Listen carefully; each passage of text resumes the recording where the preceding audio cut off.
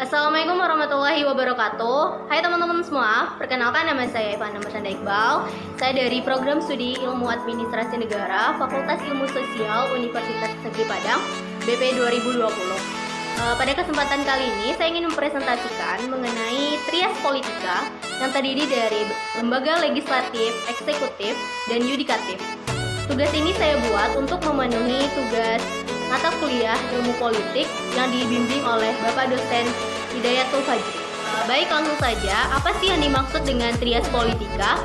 Trias politika itu merupakan suatu ajaran yang dibawa oleh Montesquieu yang berarti pembagian fungsi pemerintah menjadi 3 bagian, yaitu terdiri dari lembaga legislatif, eksekutif, dan yudikatif. Baik, langsung saja yang pertama yaitu lembaga legislatif atau yang dikenal dengan rulemaking. Apa sih yang dimaksud lembaga legislatif? Legislatif merupakan suatu lembaga yang dibentuk untuk mencegah kesewenang-wenangan raja atau presiden. Lembaga legislatif merupakan wakil dari rakyat yang diberikan kekuasaan untuk membuat undang-undang dan menetapkannya. Tidak hanya itu, lembaga ini juga diberikan hak untuk meminta keterangan kebijakan lembaga eksekutif yang akan dilaksanakan maupun yang sedang dilaksanakan. Selain meminta keterangan kepada lembaga eksekutif, lembaga ini juga mempunyai hak untuk menyelidiki sendiri dengan membentuk panitia penyelidik. Hak mosi tidak percaya juga dimiliki oleh lembaga ini. Hak ini merupakan hak yang memiliki potensi besar untuk menjatuhkan lembaga eksekutif.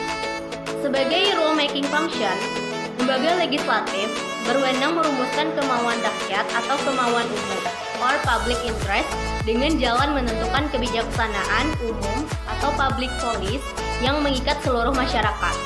Lembaga ini juga merupakan badan yang berhak menyelenggarakan kedaulatan rakyat dengan jalan menentukan public policy dan menuangkannya dalam undang-undang. Baik, selanjutnya mengenai fungsi badan legislatif. Fungsi badan legislatif terdiri dari 2 fungsi. Yang pertama ada policy making and law making function yang terdiri dari inisiatif, amendment, and budget authority. Yang kedua ada to control executive, thwart specially control authority. Apa sih hakikat dari fungsi legislatif? Hakikat fungsi legislatif yaitu yang pertama, upaya untuk mencegah terjadinya absolutisme pemerintahan. Yang kedua, adanya unsur pengawasan or check and balance dan mendampingi eksekutif. Yang ketiga, fungsi kontrol untuk menertibkan, meneraturkan, sustainable, efektif, dan efisien. Di Indonesia sendiri, struktur dari lembaga legislatif ini yaitu terdiri dari MPR, DPR, DPD, dan DPRD. Selanjutnya mengenai lembaga eksekutif. Lembaga eksekutif atau yang dikenal sebagai rule application merupakan lembaga yang melaksanakan undang-undang. Lembaga eksekutif dipimpin oleh seorang raja atau presiden beserta kabinetnya. Tidak hanya melaksanakan undang-undang, lembaga ini juga mempunyai beberapa kewenangan. Menurut Miriam Burdiarjo, lembaga eksekutif mempunyai kewenangan diplomatik, yudikatif, administratif, legislatif, dan militer. Kewenangan diplomatik yaitu kewenangan menyelenggarakan hubungan diplomatik dengan negara-negara lain. Kewenangan yudikatif adalah kewenangan memberikan grasi dan amnesti kepada warga negaranya yang melakukan pelanggaran hukum.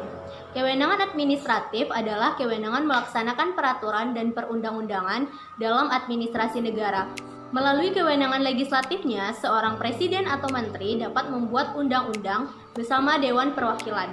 Lembaga eksekutif juga mempunyai kewenangan mengatur angkatan bersenjata, menyatakan perang apabila dibutuhkan, dan menjaga keamanan negara. Baik, jika kita lihat di Indonesia, lembaga eksekutif di Indonesia yaitu terdiri dari presiden beserta wakil presiden dan juga kepala daerah. Baik, selanjutnya yaitu lembaga yudikatif atau yang dikenal dengan rule adjudication. Lembaga yudikatif ini merupakan lembaga yang mempunyai kekuasaan untuk mengontrol seluruh lembaga negara yang menyimpang atas hukum yang berlaku pada negara tersebut. Lembaga yudikatif dibentuk sebagai alat penegakan hukum, hak menguji material, penyelesaian perselisihan, hak mengesahkan peraturan hukum atau membatalkan peraturan apabila bertentangan dengan dasar negara. Oke, selanjutnya mengenai sistem lembaga yudikatif negara demokratis. Ada 2 sistem. Yang pertama ada sistem common law, yaitu sistem hukum yang berkembang di negara Inggris. Sistem ini berpedoman pada prinsip bahwa selain undang-undang yang dibuat oleh parlemen juga berpedoman pada peraturan lain yang merupakan common law atau keputusan yang terdahulu dibuat oleh hakim. Keputusan ini disebut dengan istilah case law atau judgment law atau hukum buatan hakim.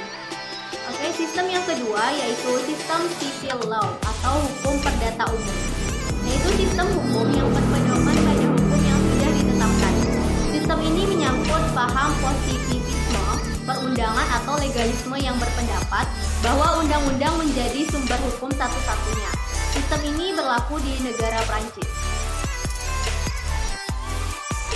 Yang pertama yaitu Mahkamah Agung.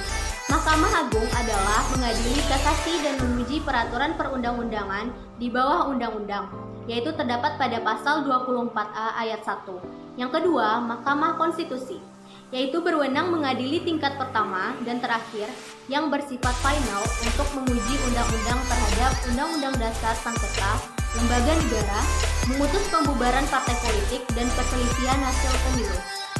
Terdapat di pasal 24C. Yang ketiga yaitu Komisi Yudisial.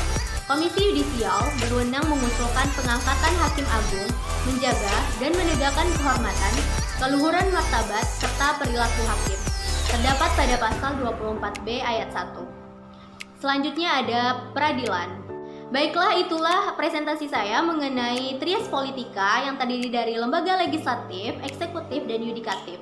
Semoga bermanfaat bagi teman-teman dan terima kasih karena sudah menonton. Saya Ivana Marsyanda Iqbal, pamit undur diri. Assalamualaikum warahmatullahi wabarakatuh.